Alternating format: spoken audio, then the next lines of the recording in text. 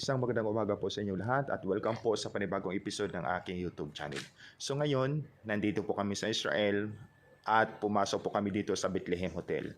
Dito po kami nag-check-in pagkatapos po ng habang biyahe po kahapon.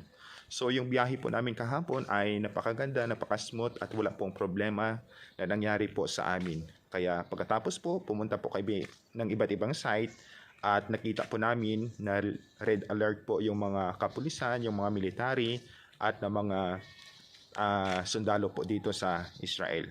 So, tapos noon, kami naman po ay pinapadaan at wala naman pong problema dito.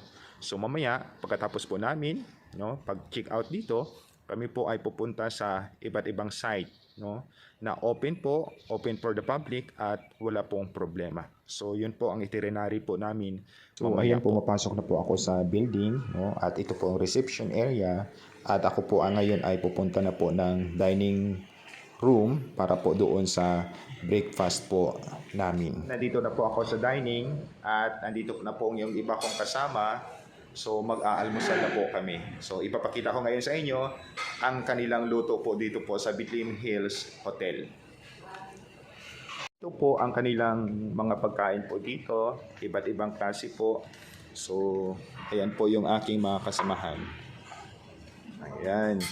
So marami po silang mga pagkain at dito po parang Pilipinas po dahil may itlog. So ito naman, sausage at ito naman ay kamatis na mayroong cheese. Ito naman ang french fries at ito naman yung itlog, hindi po pwede ibalot dahil mayroong bilang po ito. So talaga. Ito kanilang mga palaman po. Masasabi mo tayo sa breakfast nyo? Okay lang po. Masarap ba? Masarap yung... So si ate po, siya po yung nag-birthday nung nakaraan at ngayon po siya po yung kasama po namin ngayon dito. So ito po si kuya niya. Ano pangalan niyo mo te? Ate Elsie. Okay, ito naman si Sir Nur. Ano real name mo, sir? Norman. No one remember me at night.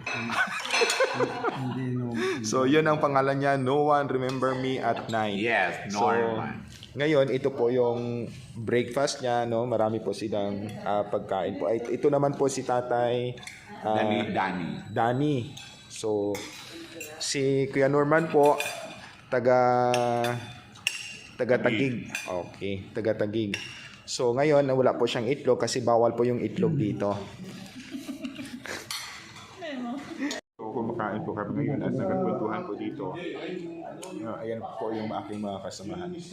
So tuwang-tuwa po sila kasi kami lang po yung tao dito. Napaka-espesyal po namin at matapang daw po kami. Sinugod po namin yung gira dito.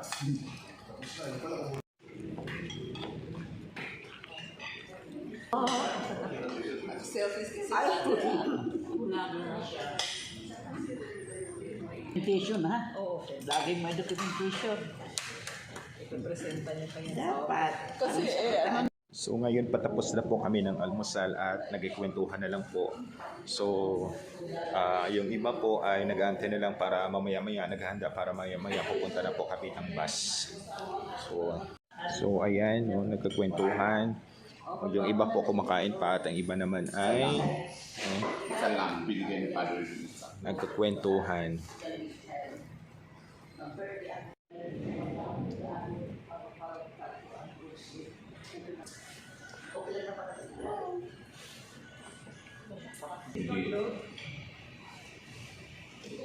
So, ayan po, tapos na po sila kumain at yung iba po ay umakyat na sa taas at maya-maya po kami po ay pupunta na ng bus. So maghanda po muna ako, at maya-maya po pupunta na po kami sa aming bus at pupunta na po sa iba't ibang lugar. Okay? So subaybayan niyo po ang aming pagpunta po dito sa Israel o sa aming pilgrimage.